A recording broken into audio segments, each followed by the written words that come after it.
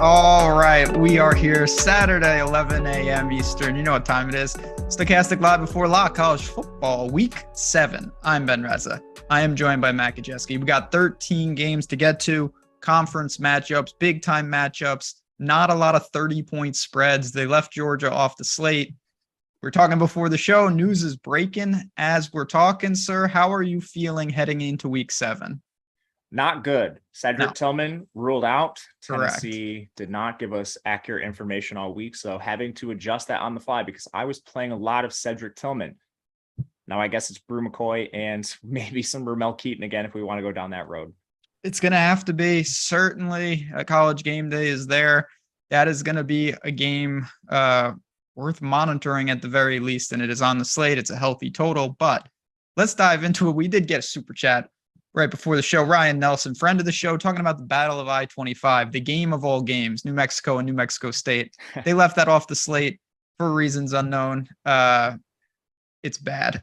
I can't wait to see it, but it's bad. Let's get into it. Auburn's not much better than those teams, honestly, but they are on the slate. 15.5-point dogs going into Ole Miss. They have no offense, 55.5-point total. So let's start. Let's get Auburn out of the way. Ashford, is he in play? Is anyone in play for this Tiger team? TJ Finley's warming up, so we don't even know who's going to play quarterback. Okay. No idea. Maybe he plays, maybe he doesn't. He hasn't dressed in either of their last 2 games, so this is new. We haven't had to navigate this information before, so it's basically just stay away from Auburn. We don't know who's playing.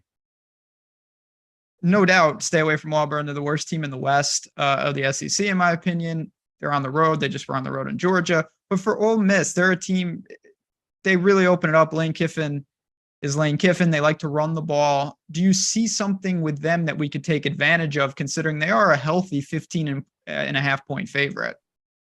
Yeah, their total's good, and they run a ton of plays. Auburn actually runs a fair amount of plays too. So you could get some sneaky upside in this game. And, not to just completely gloss over Auburn. I think if you wanted to play one of the min guys like John Samuel Schenker or Coy Moore, there's crazier things. I still wouldn't recommend it, but those are the only names to really monitor. On the Ole Miss side, Jackson Dart is somewhat live here, mostly because of his legs. He has 256 rushing yards. Actually had a really good day passing in their most recent game, but now they get a somewhat decent step up in competition. We'll see. And it's pretty easy to stack him if you want. You could use Malik Heath, Mingo, and Jordan Watkins. Those are really the only 3 guys on the field at receiver. Michael Trigg went down with an injury. That should consolidate tight end snaps to Casey Kelly, who's the stone min. There's crazier things than throwing him in your lineup if you absolutely need a min guy. But I think we need to focus on the backs here again. They're always going to be GPP upside plays because they run so many plays and they're so run heavy. Evans and Judkins are going to be in a 50-50 timeshare.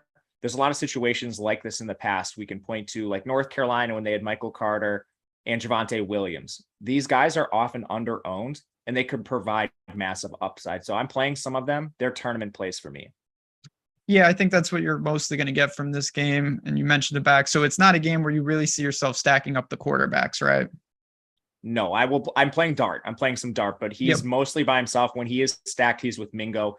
Mingo just has been so much more efficient than Heath, and they're almost at the same price. I don't really see a reason to play Heath over Mingo outside of leverage, and I think you can get that elsewhere.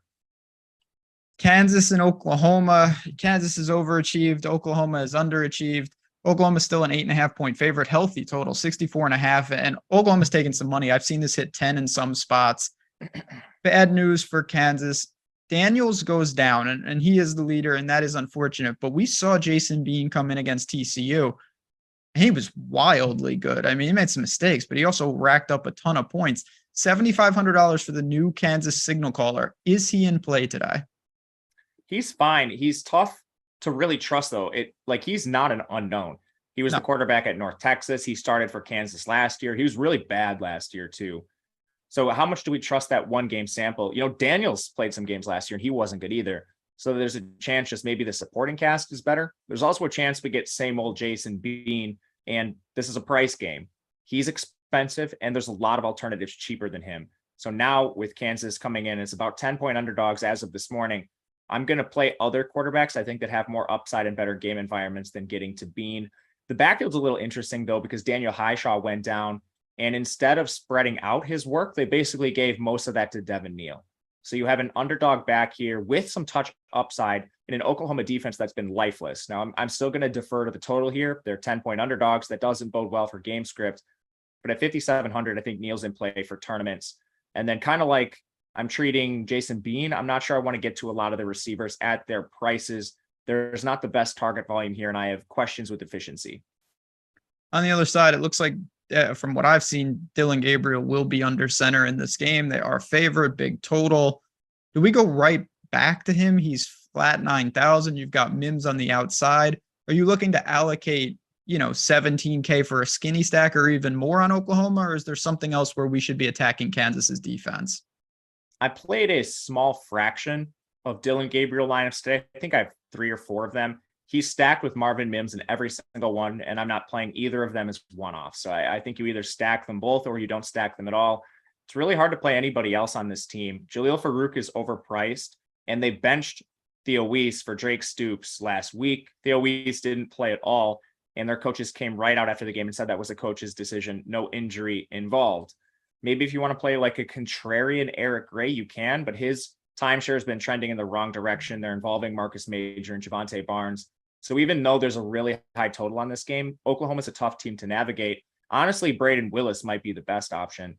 He's actually involved at the tight end position, no risk of benching, and they gave him 7 carries last week. And I think that was probably a function of them playing their backup quarterback. He hadn't seen a carry at all this year. So that's a bit curious as far as usage, but he's 4K. You could do worse than him. Anything else from this game? I don't like it from a betting standpoint. Certainly you mentioned, Mims and whatnot. I don't see a ton else to really get to in terms of under the radar plays. Same. I haven't played anybody else's one-offs either. I also didn't bet it.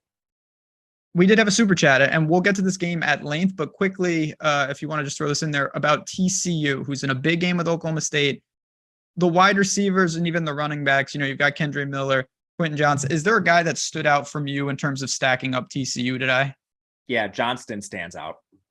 I would agree. He's starting to show life. He's an alpha on the outside. I wasn't concerned about the game log, slow start to the season. We will get to that game in length, but we got to talk about Iowa State and Texas. You know how it is. 15.5 point spread, 48.5 point total isn't great. Is Iowa State flirting with the very rare just X them out, or are there players like Hutchinson that we still want to have exposure to?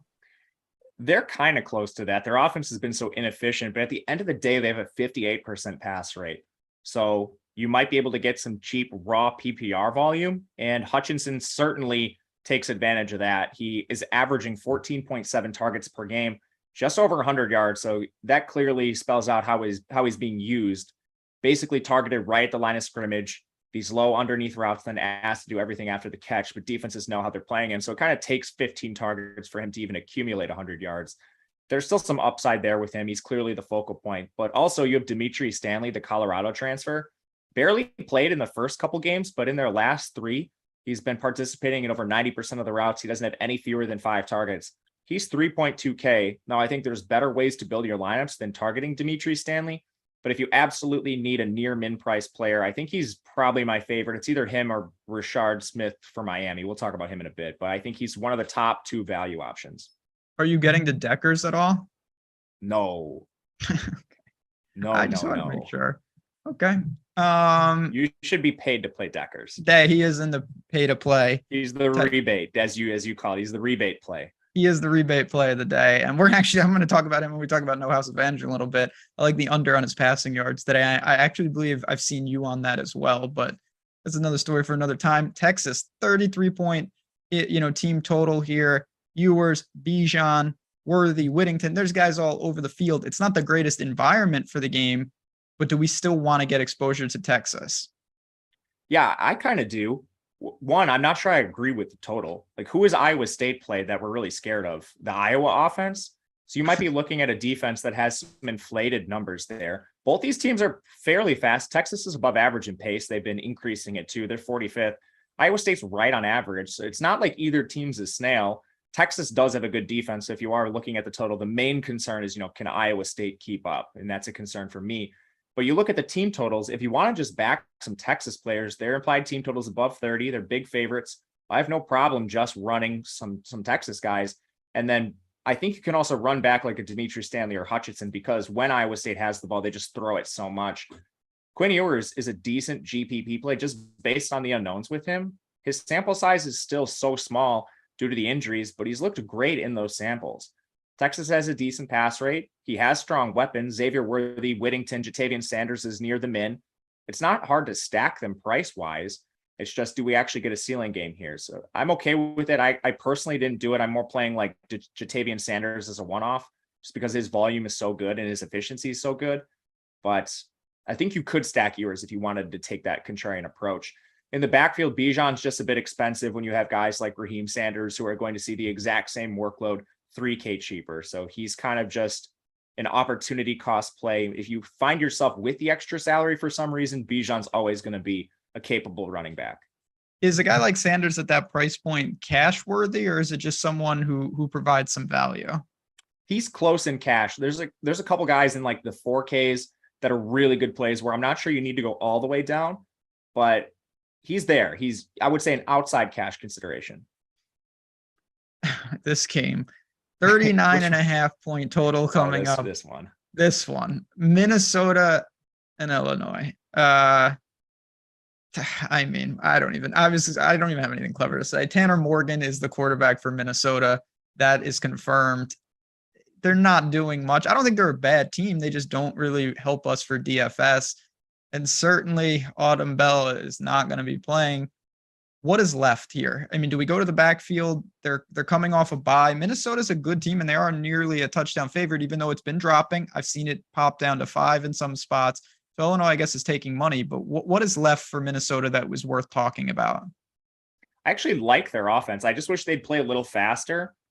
They're 130th in pace, which is terrible. Illinois is 88th, so this is going to be played at a snail's pace overall. Both teams love to run. Minnesota's actually been efficient through the air when they've needed to, and they were efficient against Purdue. It's just Morgan threw a bunch of interceptions, which cost them the game ultimately, but he's been efficient with Kirk Shiraka in the past too. This isn't the first time they've been united as OC and QB, but all that to say, you can't play Morgan with the volume. There's just no ceiling with him. And that kind of extends to the pass catchers. They're all too expensive with the exception of Brevin Spanford. He leads the team in targets, but that's still just 21, 4.2 per game. 3,200 though, I'd rather play Dimitri Stanley, but I mean, he's maybe a one-off. Ibrahim is similar to the Texas backs, to Bijan. He's 8,900. He's going to see 20 to 25 touches. No, not 30. He hasn't seen that at all this year. But if you find yourself with the extra salary, you could certainly play Ibrahim. But I want to talk about him for a second. Please. Why are people playing him at 9K? Chase Brown is everything you want Muhammad Ibrahim to be, 1.5K cheaper. He has a better workload on an arguably similar offense, and he's cheaper. The only hole you can poke is that he's an underdog and Ibrahim's not. But every single week, people just jam Ibrahim in their lineups when they have these backs that have the same workload at cheaper prices. And Chase Brown is a better workload. That I will never understand. DeVito looks like he is going to play. I mean, you're not going to play him, obviously. I assume you're saying that Chase Brown is still going to be incredibly busy regardless of who's under center. He's the only player that's anywhere decent on this team. That's true. Like, his touch counts are absurd in competitive games. Last week, he touched the ball 37 times. Ibrahim's going to touch it 23 times. Cash viable?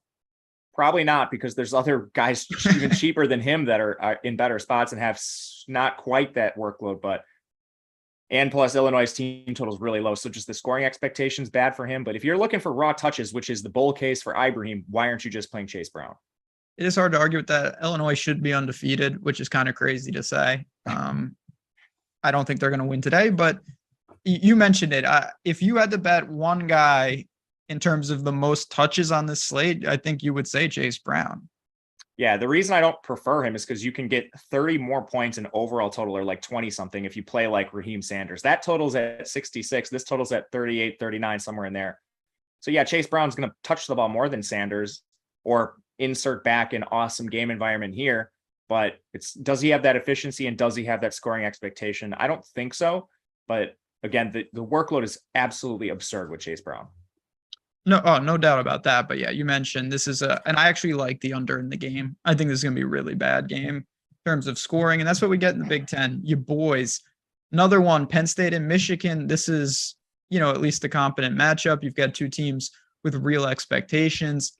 First big test for Michigan. They do draw it at home, though. Penn State, we've seen them against Purdue. We've seen them against Auburn, Singleton, Clifford, these type of guys. Can we target them against the Michigan defense? Probably not. There's a couple problems with every single one of them. With Clifford, I would rather just go down and play like KJ Jefferson or somebody a little cheaper, the Ohio quarterback Rourke, who's had a resurgent year. We'll talk about him.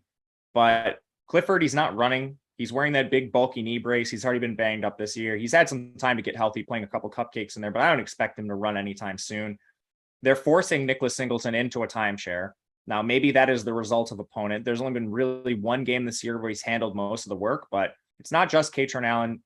Kevon Lee gets a couple touches here and there. I just find it hard to believe he'll see all the work, even though he's been by far the most efficient back, averaging more than 2 yards per carry more than Allen. Penn State doesn't seem to know that stat.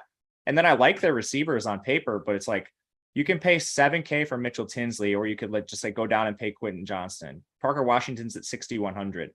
These guys are good plays on paper. They're just a little too expensive with better options below them. Anything? I mean, does that make Clifford just not someone worth even getting to? That's my personal stance. In GPPs, I guess you could get there's a contrarian play, but they don't have a good team total. This still is their toughest matchup, even though they played a couple difficult teams. And then they're all just expensive. They're coming off like that easy non-con and early slate of Big Ten games. So Tinsley at 7K, he should probably be like 5.5K on this slate. I'm with you. There are games. There's a lot of totals. 1, 2, 3, 4, 5. We have 6 games on this 13-game slate with a 60 or better total. I'm not looking to really stack up a guy like Clifford in this spot because you mentioned some of the tougher games. Purdue runs an air raid. Like that's a perfect game environment. This is not that. And a Michigan team that I don't know exactly how good they are. We're going to find out today with JJ McCarthy. Quorum is always busy. How do you think they attack Penn State's defense? I think they slam Quorum into the back of the line another 30 times and hope to be efficient with that. We'll see. I think he's going to see a healthy workload, maybe not 30 carries. I kind of think Michigan's been playing some vanilla football with this game on deck. They haven't unleashed Donovan Edwards yet, who last year had a pretty good role, and he's an awesome pass catcher. I think you could see some dynamic work from him. They haven't been running JJ McCarthy either, and he's an awesome runner. So I also question, is that a part of their game plan? So Michigan's hard to evaluate because I personally think they haven't really shown much with that incredibly easy slate of games so far. So maybe the offense just looks a bit different here now that they have a competent opponent on the other side. I think McCarthy's fine for tournaments. I would rather play KJ Jefferson straight up over him at a 100 less of a price tag, but he's fine because he has that mobility in his back pocket. Quorum's playable on any slate because the volume's so good. They're still favored. 28 implied team total is not terrible. And then among the pass catchers, Ronnie Bell had a 15 target game last week. If he is that, he's playable, but those games are few and far between. Honestly, their tight end, Luke Schoonmaker at 3,800 had the second best volume role on the team. 3,800. He's semi-cash viable too if you just need a cheap play. I think you could do better than Schoonmaker, but those are the players I would consider in this offense. I'm not really trying to get down to like the Cornelius Johnsons or Roman Wilsons. He's been banged up also. Last question, if you do go to McCarthy, are you requiring to get to one of the guys you just highlighted, or do you think that there's a rushing upside there? Like what does it look like if you target McCarthy? I would play him by himself or with like a cheap Schoonmaker. Okay, fair enough. I see a lot of you in here. We got the whole crew in here, as always. Loyal listeners, and we appreciate that. Couple things to get to. First, super chat from Dean, friend of the show. 2 guys we haven't got to, but we'll take it right now. If you had to pick one to prioritize, Puka or this guy on Ohio that I can't pronounce his name, Wiglutz? I had a real tough time on the solo vid with him too. It would be Wiglutz for me. I don't know how to say it. Sorry to him if he's watching before he gets out on the field for pregame, but sure he is. Yeah. Sorry, guy. It would be him. Okay. It would be him. The Ohio guy. The Ohio Alpha. Sammy on the Bobcats. They just took down Akron. They're feeling good.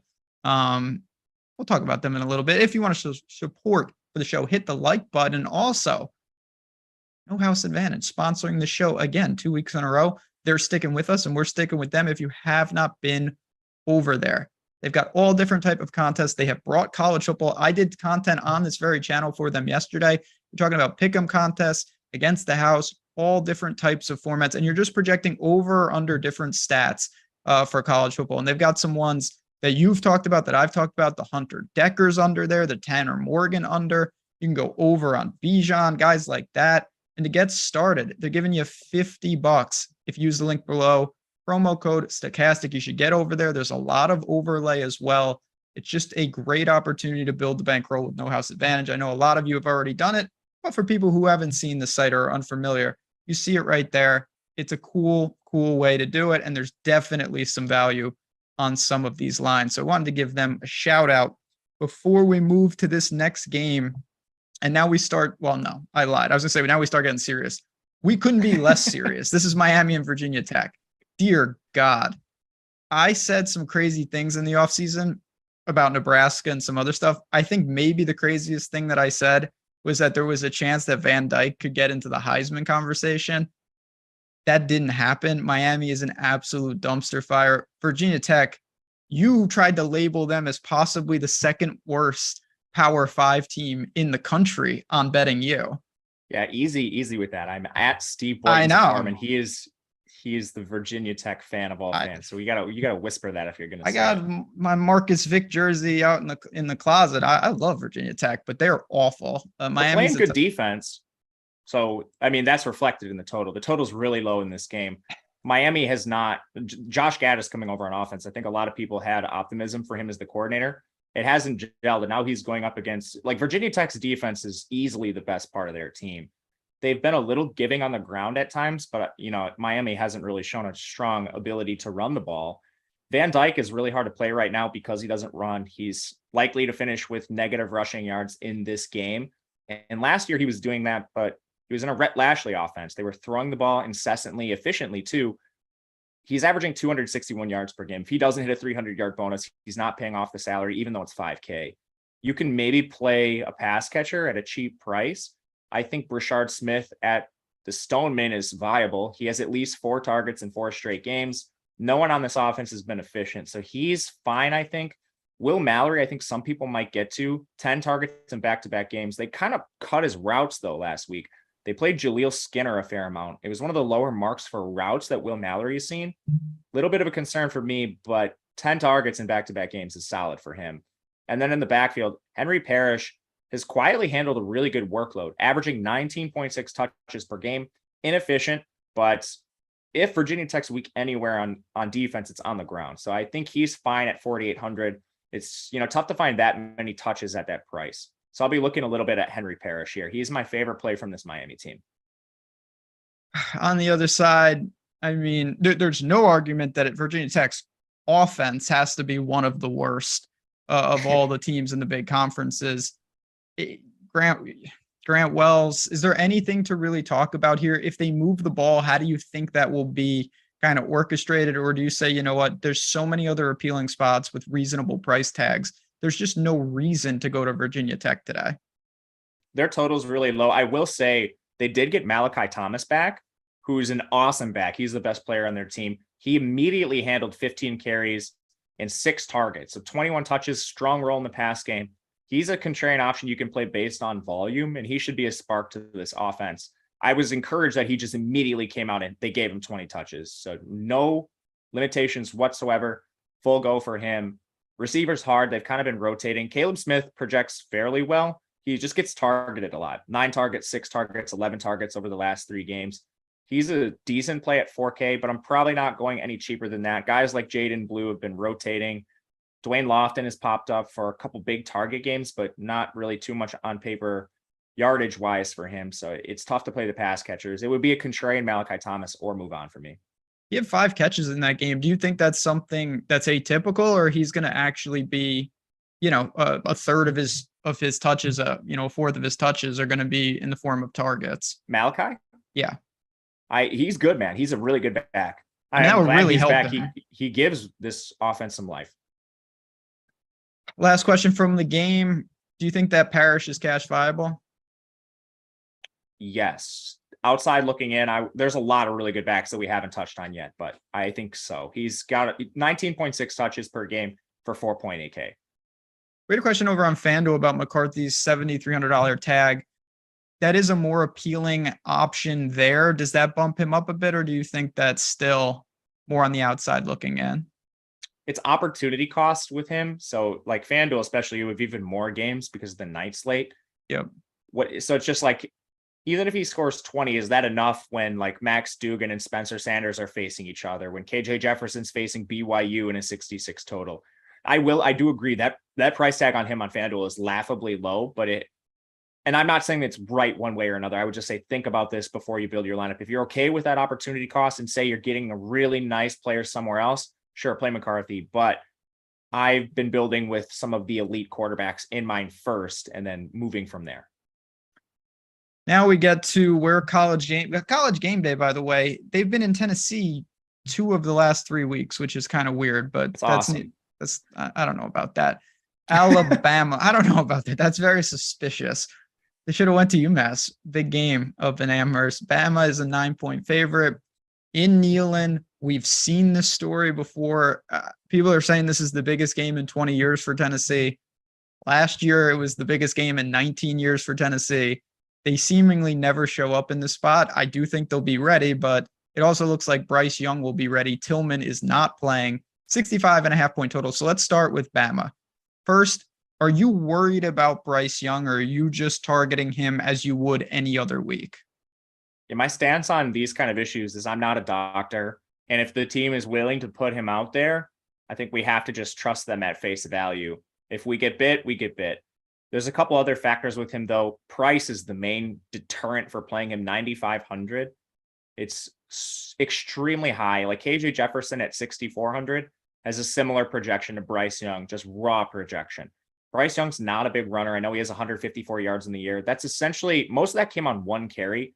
Coming into the season, he had negative rushing yards. Now he's playing behind a worse offensive line. He's also impossible to stack, and we can parlay this right into the discussion about receivers. They're still rotating everybody. The player who has the most consistent role is tight end Cam Latu. He's the only one with a route rate north of 70% consistently. The second most active player is Jermaine Burton, and unfortunately, he's been one of the least efficient receivers in the SEC who's been given a full workload. The one thing I will say is they started to commit to Ja'Cory Brooks a little bit. His route rate jumped from 30% to 59% last week. If you look at yards per route runner, any efficiency stats, he's running laps around every other receiver on this team. I took a couple shots on Ja'Cory Brooks in case this game shoots out. There's a real chance that happens too. Look at the total.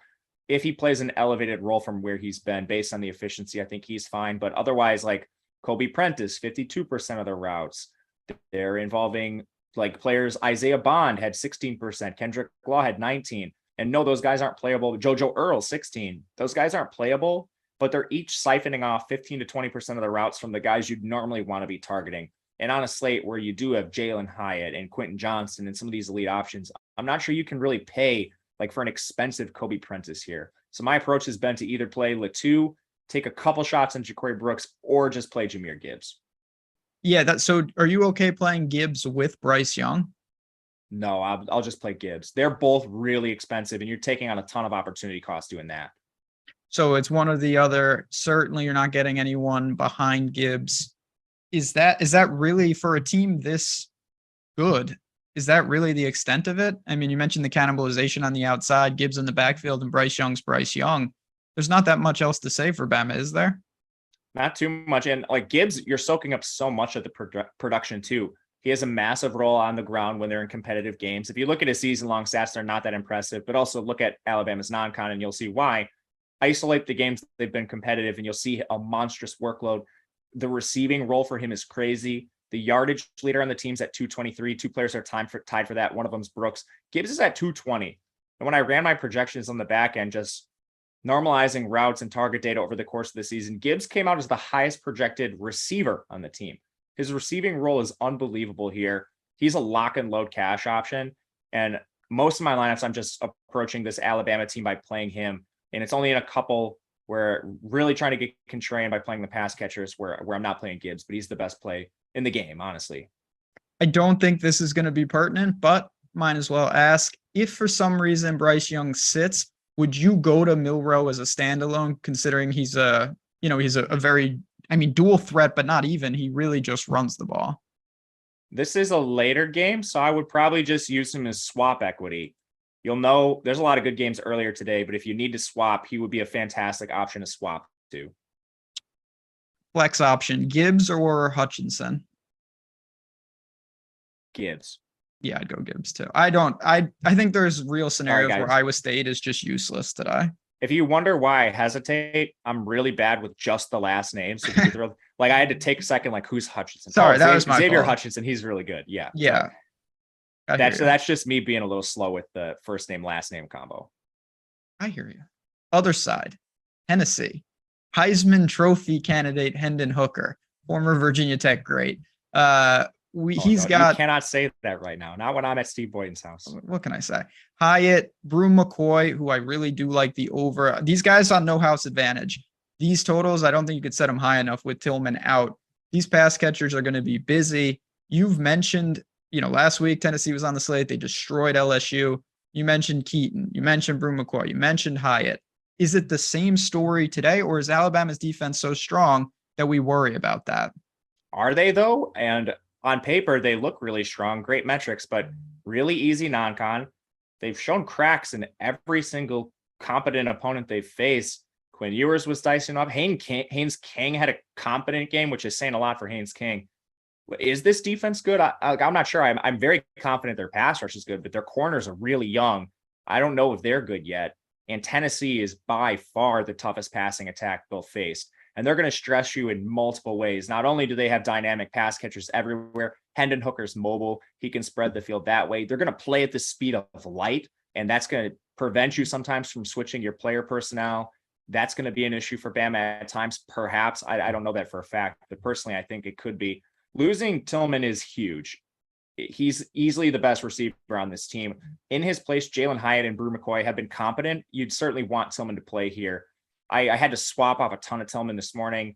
I did the 1-for-1 swap to Hyatt where I could. Unfortunately, Tillman was cheaper, so that didn't always work out in lineups.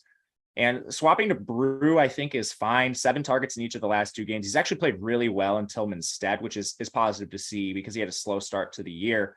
And if you absolutely need to, I think you could pivot down to Keaton. 6 targets, 100% of the routes. No, I played him a ton last week, and it wasn't great for me.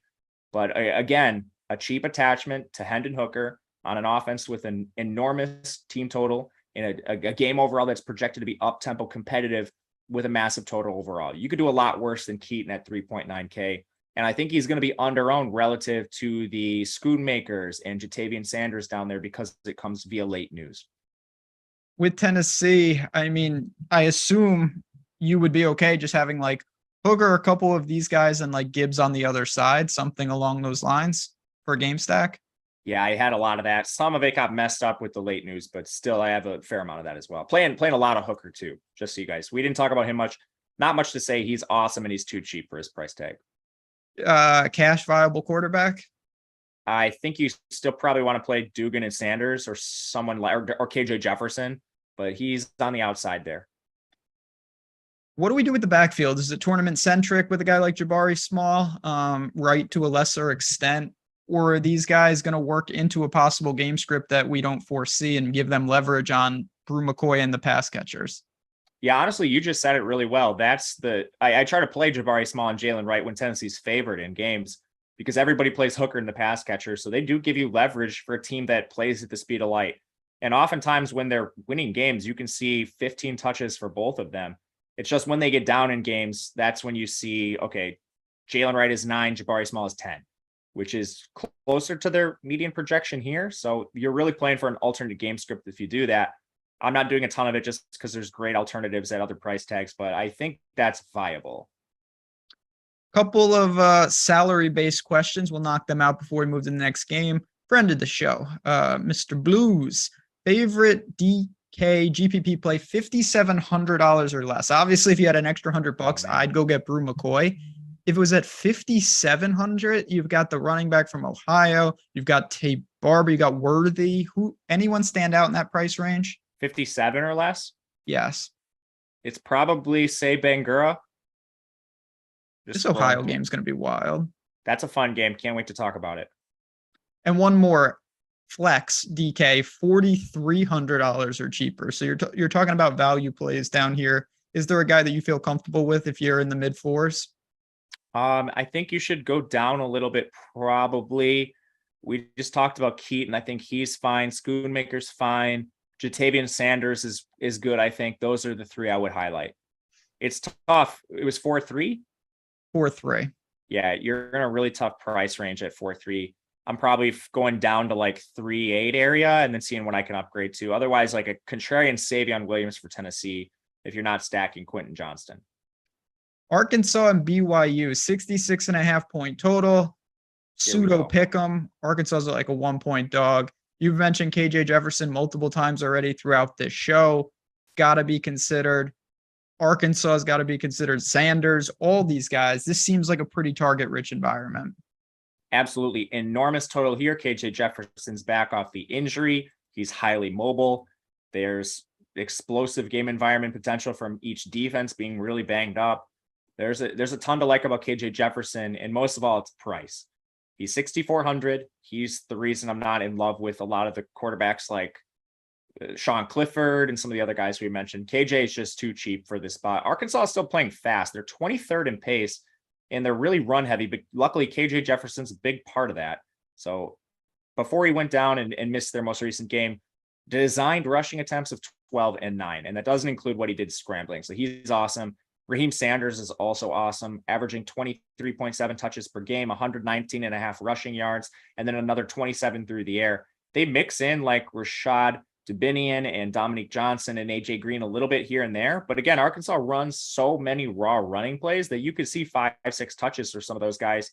And boom, Raheem Sanders is still at 25. No question about it. I'm not playing any pass catchers. Jaden Hazelwood's playing through an AC joint sprain, and everyone else is kind of rotating a little bit more than we'd like. Matt Landers has seen his price go up. He was fine when he was like 3.5K, but I don't want to pay 4.4. And then Knox, Warren Thompson, Keytron Jackson are rotating. So if you go to Jefferson, it's just him alone? Yep, just him alone. I'm fine with that. He runs a ton. Is there any scenario where you have him and Sanders together? Yeah, I do have some of that. Okay. I think you can. I think this game has such a high total. You can consolidate non-correlated players with Arkansas, those two in particular, just because there's a chance they hang 40 plus on BYU. 100% agree.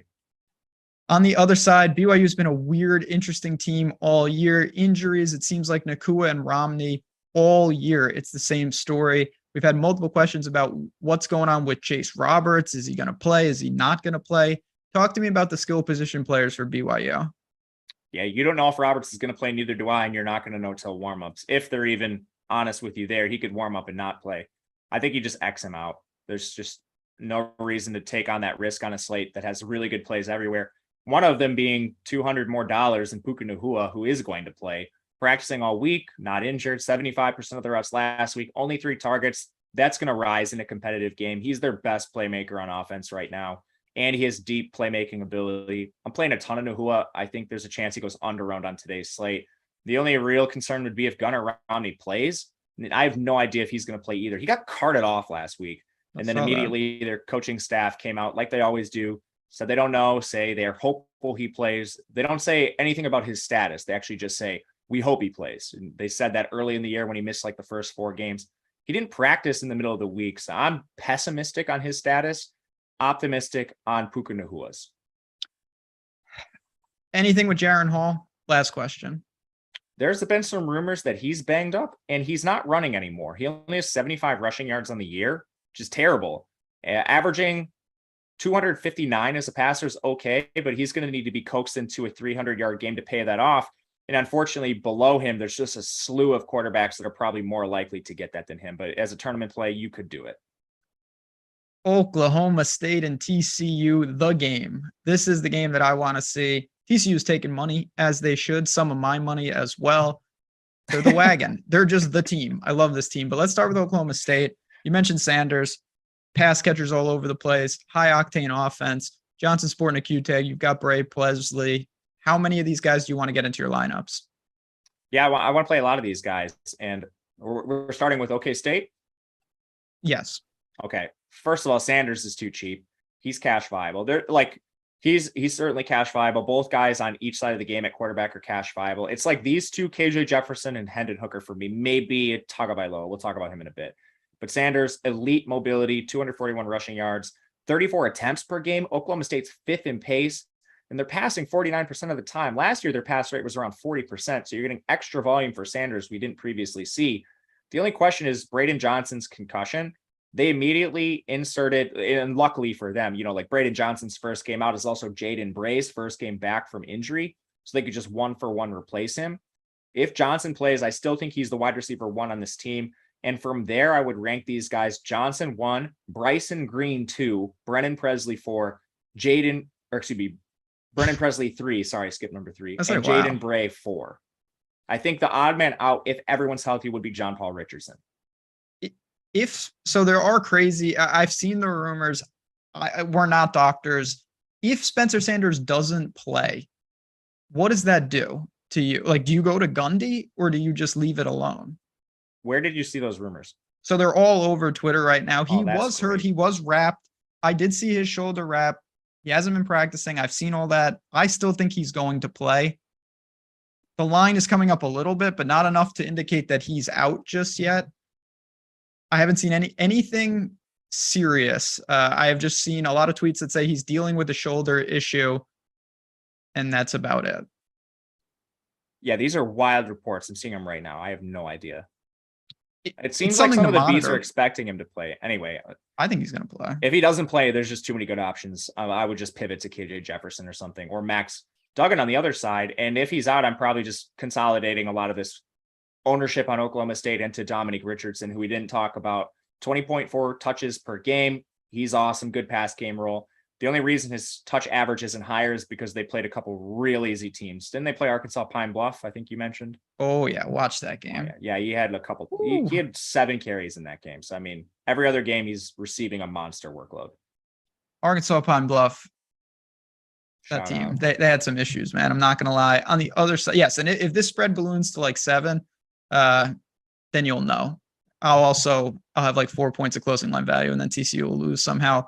But Dugan's been awesome. We mentioned, Quentin Johnston, Kendre Miller. What do we have to say here? This team, I don't think Oklahoma State's defense has seen anything like this. In fact, I thought they were pretty poor against some teams that turned out. Baylor's not any good. Central Michigan hung a lot in garbage time. Texas Tech is Texas Tech. TCU to me is in a different category. For sure. They're just hurt on their back end too. They're playing guys that weren't even listed on the depth chart in their secondary. It's not good. And now that you have Dugan against you, also not good. Highly mobile, high octane offense, super efficient passer. He's averaging 261 yards per game, and that's with not starting a game to the beginning of the year. And they have also played a couple easy games too, where he was limited.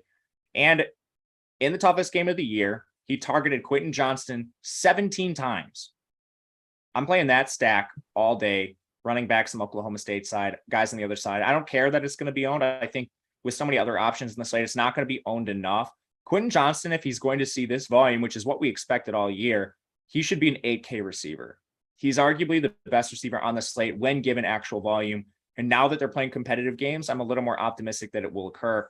But if you don't want to play him, Savion Williams is the wide receiver too. He's still running more routes than Tay Barber and Darius Davis. Finally reflected in the targets last week. He out-targeted them both. Still wasn't a really voluminous game for him, but if you need a secondary option, he's the one. Kendre Miller's also probably going to go under-owned. They put their chips down on him when they were in a competitive game too. He immediately popped up for 20 touches, 18 carries, 2 targets. He's averaging nearly 100 yards on the ground. He's the guy to go to in the backfield, and he's cheap. You can play him with ease. Well said. I assume I know where you're going here, but Dugan or Sanders? Dugan. Yes, agree. Dugan.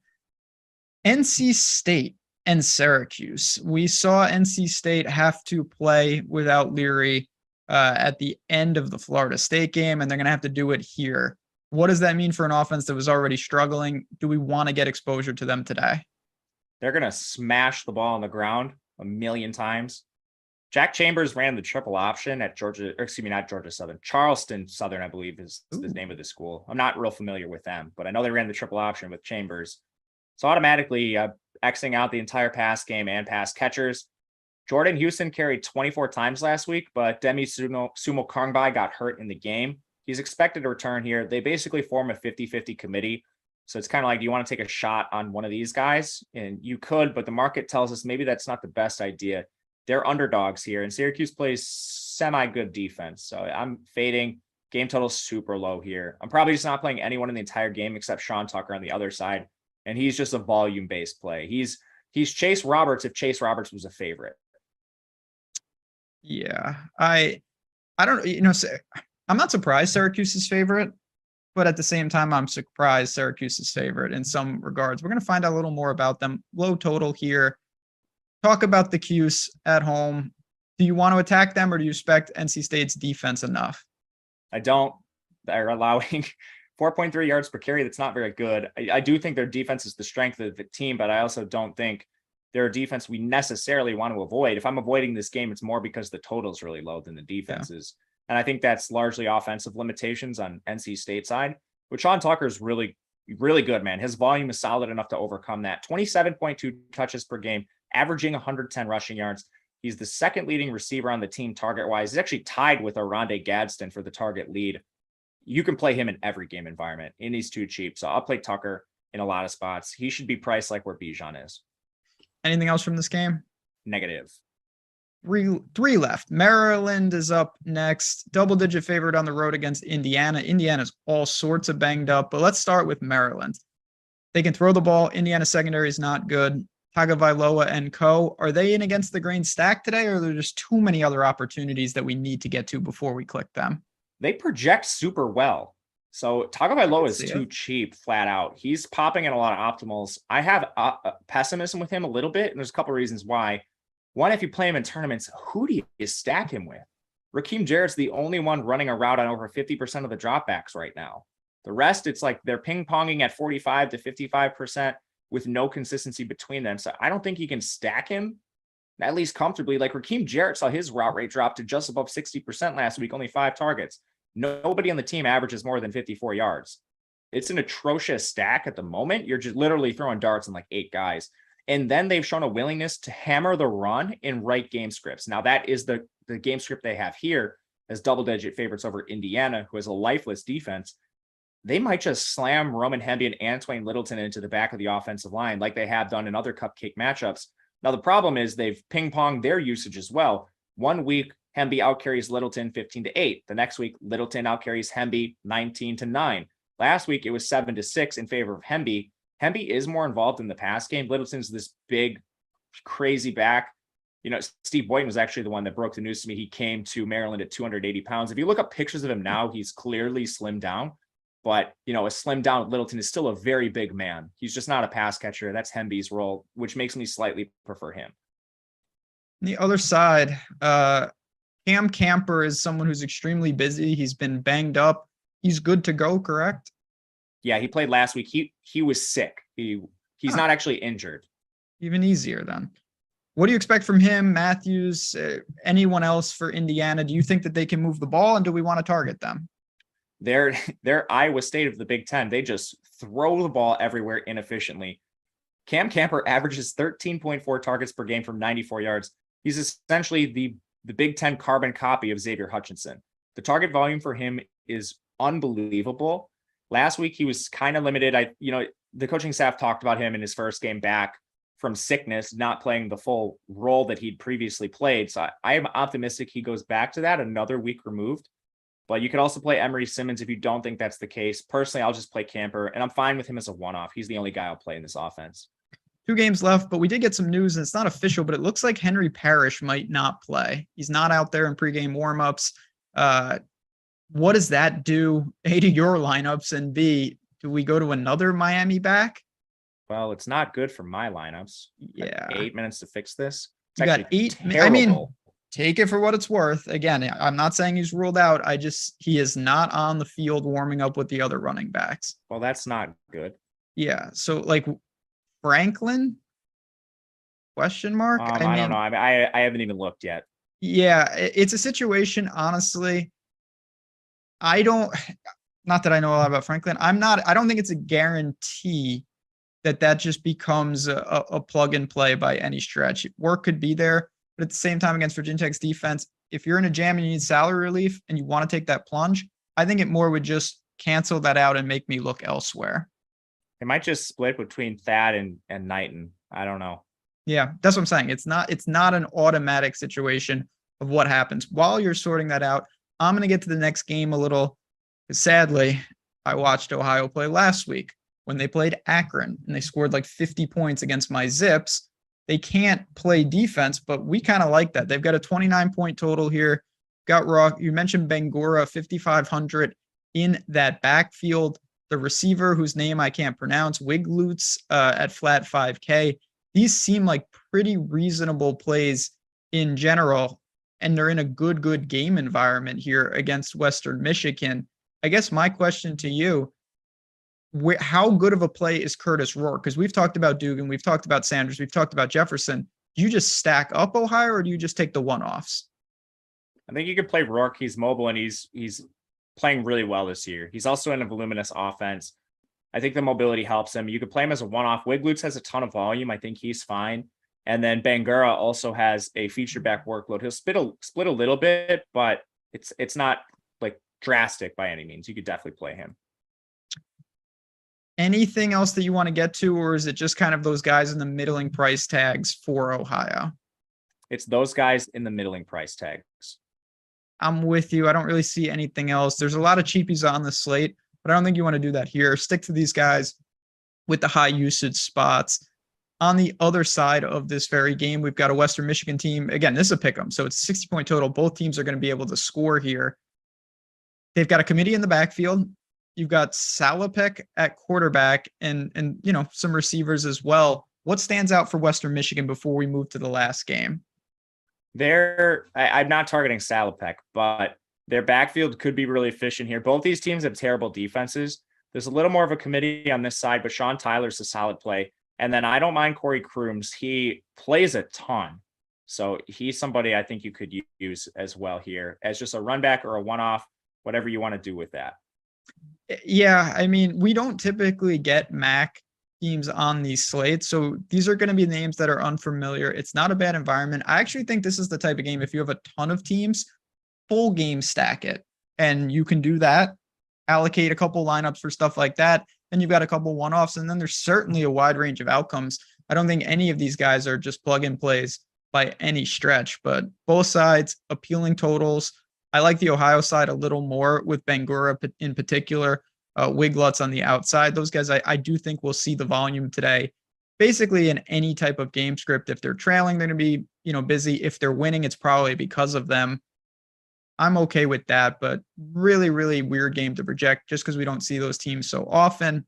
The final game here is one of the worst games. It's your guys in Wisconsin going to East Lansing, take on a bad Michigan State team. Wisconsin's a 7-point favorite.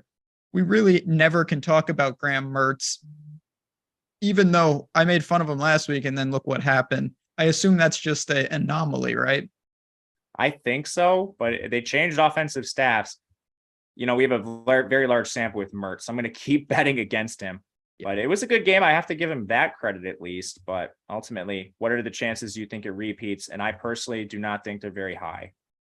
What about Braylon Allen? 8,200. I mean, this is a guy that certainly, he's a player and he leads this offense. Yeah, they lost Ches Malusi. So if anything, I think that could help. But do they just decide to give it to spread it around, or do they give it all to Allen? I don't know the answer to that.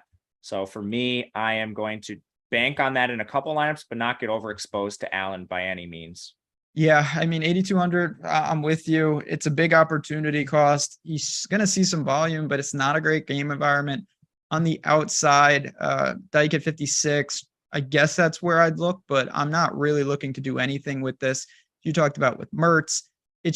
I'm going to say anomaly more than new trend, even with the change not at quarterback, just in the coaching staff ranks. On the other side, the final team, Michigan State, Peyton Thorne and co. They've got to take on a Wisconsin defense that might not be the best unit of all time in Madison, but it's good enough. Does this render this team more on the outside looking in, or do you think there's something here? I think they're on the outside looking in. It's just a contrarian Jaden Reed or move on, in my opinion. Yeah, I don't see the need for the stacks. I don't really see the need for much else. Jaden Reed, it's just kind of a lost season for Michigan State in all iterations. So I am with you there. Wiglutz and Bangura, yeah, I think that's fine. I don't even mind playing them together.